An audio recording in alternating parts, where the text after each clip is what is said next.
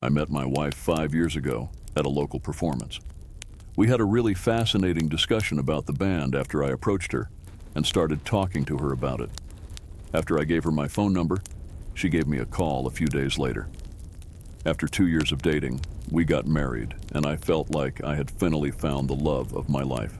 She was nice, intelligent, witty, and attractive. I was excited to begin a life with her since she seemed like the kind of lady I would make an amazing mother. She was open in the beginning of our relationship about her fear of being committed. She informed me that although she wanted to try something serious and cared about me, she was afraid that anything might go wrong and hurt her. I am aware that her parents were the source of a great deal of her worries. Although they vehemently opposed divorce, they would have been the first pair I would have considered obtaining one if I had ever met one. My wife witnessed them fighting and yelling at each other when they were very little. Her mother had an ongoing affair with a man from their neighborhood, and her father frequently cheated on her with numerous different women. My wife was terrified that she would experience the same kind of loveless marriage. However, I was fortunate to have parents who were quite close to one another when I was growing up. I believe that my wife's exposure to my parents helped her see me as a potential spouse after she informed me about her childhood. Early in our relationship, there were moments when I could sense my wife's want to pull out of things. Every time she began to feel something for someone, her natural reaction was to flee, but I had to intervene multiple times to stop her from doing that.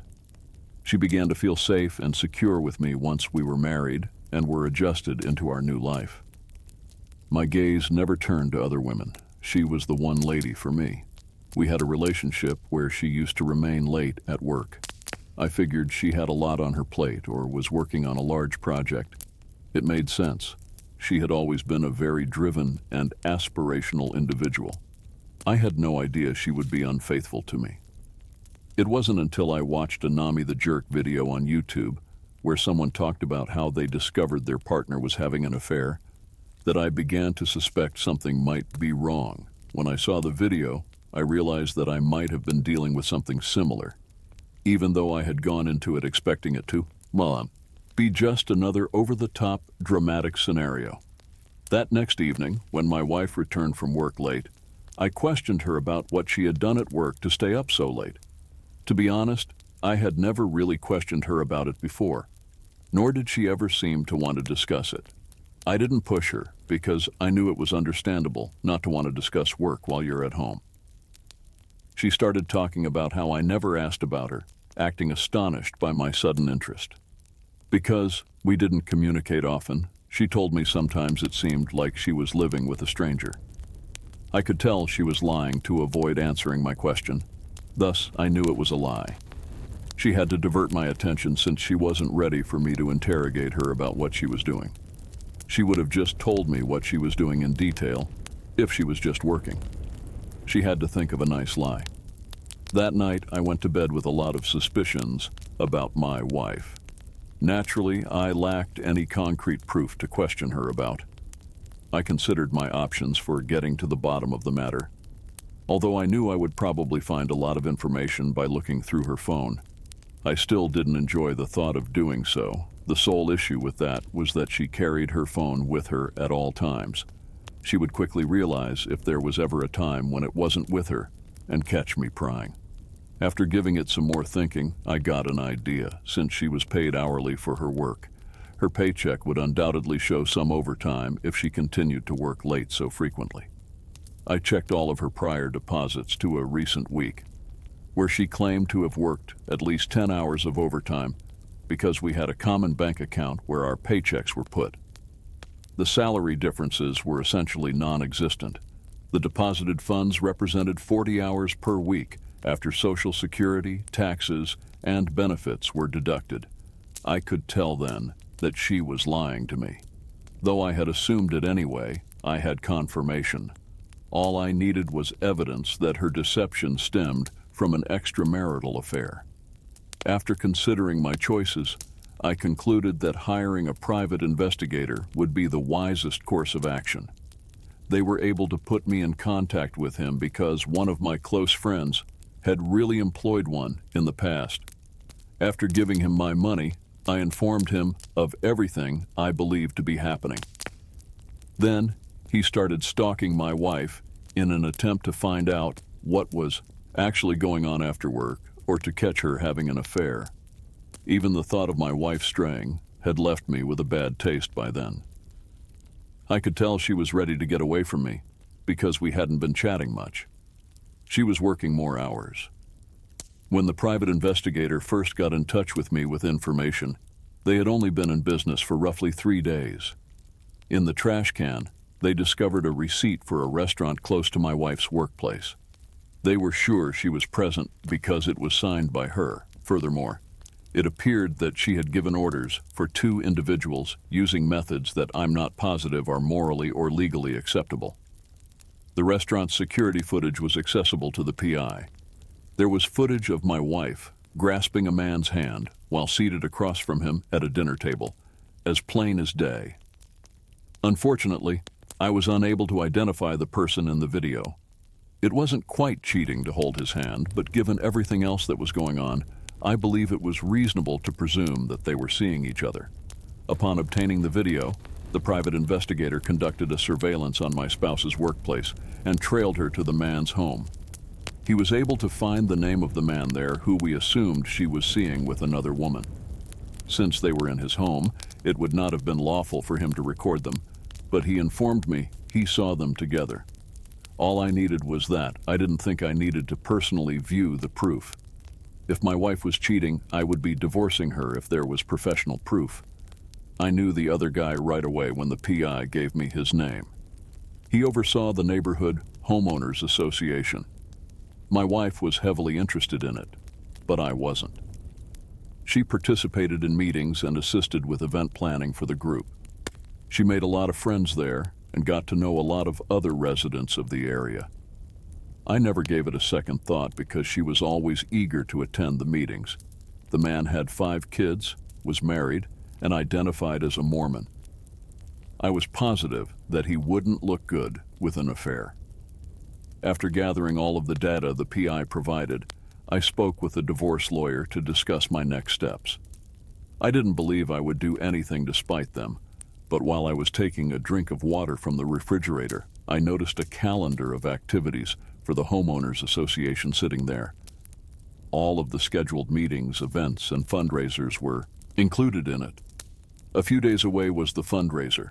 While I waited for the event, I worked on the divorce in private with my attorney and kept silent about what I knew. When the time eventually arrived, my wife was taken aback to discover that I desired to accompany her. A silent auction was held to gather money for the construction of a gazebo at a park close to the neighborhood. The president of the homeowners association, the man my wife was having an affair with, rose to salute the contributors and volunteers. As my wife and I sat at a table before the auction started, he complimented my wife directly for all of her hard work in organizing the party. He joked that she would constantly phone him with ideas and inquiries for it. "Is that all she called you for?" I interrupted, and he looked between my wife and myself, clearly perplexed. I got up and asked a more pointed question, accusing them of sharing a bed. What I was saying scandalized everyone in the room. I informed them that I was aware of the reality, that they had been discovered sharing a bed in his house. Both of them angrily denied it, but I stood my ground and said so. When his wife got up to interrogate him, she tugged him away, and I left the room, leaving the neighborhood chatting about them all. A few of them mentioned to me that they felt they were too amiable for married people all the time. After I went home, my wife tried to tell me additional lies about it and said I was wrong to blame her. After I told her how I found out, she finally gave in. I just wanted to know why she did it. The gall to put the blame on her parents. She claimed that adultery ran in her family and that she had never seen a typical marriage. She launched into a digression about a recently found cheating gene. I thought that was a bunch of nonsense. It was a thin pretext. I informed her that I had already filed for divorce and that she was powerless to stop it. We're officially done now. Since she moved out, I'm considering selling the property and relocating to a smaller apartment in the city. Her cheating partner is no longer in the neighborhood and was also divorced. Let's go on to the second story now. When I started a new work, a 28-year-old male met my ex, a 30-year-old female, and we soon began dating.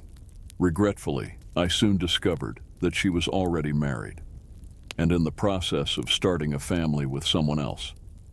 I recently ended a very unhealthy relationship and made the decision that it would be best for me to start over somewhere else. The breakup of the relationship provided me with the ideal chance to quit my job, something I had been planning to do for some time. And in order to accomplish that, I ultimately found employment in Seattle, a city I had always wanted to call home. Everyone was extremely amiable when I first started. It was simple for me to combine work and personal life in the new office, even though I had always been the kind of person who kept them apart. I felt like I had a work family for the first time in my life. Every year on Halloween, the office organized an annual celebration because everyone enjoyed the holiday. I couldn't wait to go.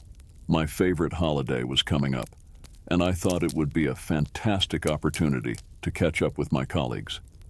I think I saw the most beautiful woman I had ever seen there.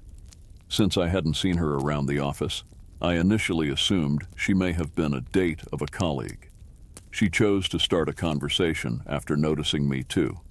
She was, I discovered, an actual office worker who had been abroad on business and had returned a few days prior to the celebration. Surprisingly, the Halloween celebration became a little raucous.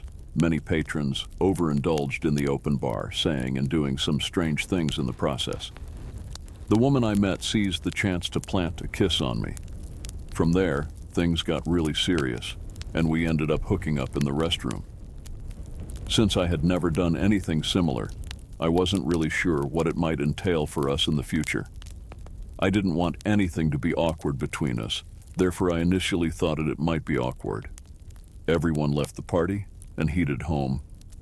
Everyone arrived the next Monday and talked about how well the celebration had been. I didn't go looking for the woman around midday, since I wasn't sure if she would be very thrilled to see me. I was found by her, and we had a conversation. In the end, she told me she didn't regret what we did, and that she felt like we had a connection. Then, she informed me that we were not allowed to tell anyone about us because the office had a strong no-dating policy. I didn't have anyone I wanted to run to tell about the new girl I was seeing right away because I didn't know anyone else in the office that well yet. I could easily have kept that a secret from them. We had a covert relationship for several months. We used to steal quick kisses in the restroom. We would look at each other with hungry eyes and hold hands under tables. I enjoyed hiding around a little. Some evenings after work, she would return to my flat, where we would hook up before she left for her own apartment. When I questioned her about why she never invited me to her home, she explained that she had a roommate who was constantly talking about entertaining. She also frequently made up reasons not to spend the night at my house, such as early meetings or not having clothes for work. I had no idea that she was actually married, which was why we were hiding our connection. The issue is I was completely unaware that she was wearing a wedding ring. Because of all the rings she wore, I didn't even notice. God, what a blessing. Maybe it was my own foolishness that kept it going for so long, since I had no idea what finger a wedding ring went on when I found out she was married. I was having a casual conversation with a coworker one day at the office when they mentioned that they were going to dinner with my girlfriend and her husband. As soon as they said that, I felt my face get hot. They verified to me that she was married, even though I didn't think they had the correct information. I immediately found it hard to believe. I was astounded by the details. How could I have been unaware that she was married, after all? She told me falsehoods about our connection. I emailed her out of curiosity to see if she wanted to go out that night since I needed to see for myself. She said she couldn't since she had some family visiting. I couldn't help but think. Just another lie. Later that day, I struck up a discussion with the same coworker and inquired about their dinner plans. They began regaling me with details of the restaurant they intended to eat at. When we first started dating, I asked my girlfriend about social media, and she replied that she didn't use any. I had her on nothing since I had no reason not to think such was the case. I looked her up online after learning that she might have been married, and I was able to discover all the proof I required. Based on what I could find online, she had been married for approximately 3 years, and it appeared that they were content with each other. I had no idea that I was the other man in the relationship. The idea of her so obviously lying to me made my blood boil. I was aware that her spouse needed to be informed of what she had done, and that I needed to speak with her about it. I attempted to come up with a cool, collected plan to do so, but my impatience won out, and I ended up interrupting their dinner. My coworker had informed me they would be at this restaurant, so I located it and went in. I noticed the 4 of them smiling and drinking a bottle of wine while seated at a table. When my earlier conversation partner noticed me, she waved me over. With great pleasure, they presented me to both my girlfriend's husband and their partner. When she spotted me, her expression sank. She obviously knew exactly what was about to happen. I pretended that I had never heard of her marriage as I shook the husband's hand and furrowed my brows. I informed her that I never would have dated her if she hadn't told me she was married. I was aware from the start that she was married, but I did my best to portray her as the main antagonist. Everyone in the room seemed really perplexed when I told her that what she was doing was incorrect. After I gave them the rundown, her husband admitted that he was aware of the situation. She trailed behind him as he stormed out of the restaurant. After they left, I gave my coworker a more thorough explanation of things, focusing on how she had misled me, and said that there was a strong no-dating policy in the office. It seems that was accurate after all. It was forbidden for employees to date in the workplace to avoid causing pain to one another. A provision within our agreements stated that in the event of a breach, termination might be necessary. I immediately went to the HR division and told them about the relationship the following time I was in the office. I gave them the rundown on everything and warned them that since my partner was a liar and cheater, there would probably be drama between us. There was a part of me that believed she would be promoted to seniority, and I would be let go. If only one of us had to go, it would have been me because there was no justification for firing the other. After telling them and waiting for their response, I started exploring for other employment and positions. As it turned out, the coworker who accompanied her to the restaurant went to HR and detailed the entire incident. They informed HR that I should stay if anyone should, and they were obviously on my side in the whole issue. Later that day, I received a call from HR informing me that my girlfriend had been fired, but that the matter had been resolved, and I had received a formal warning regarding dating in the workplace. Knowing that they were on my side in every way felt good. Even though she was the cheater, it was comforting to know that they recognized the bigger picture and weren't only siding with her. A few months later, I received word from a coworker that my ex-girlfriend was divorcing her husband and actively seeking employment. I knew she must have been struggling because it never looks good on your record to get fired. I had no idea what else was going on in her life, and I couldn't really care less. I truly apologized to her ex-husband through correspondence. Sincerely, I had no idea about him, and as soon as I did, I attempted to make things right.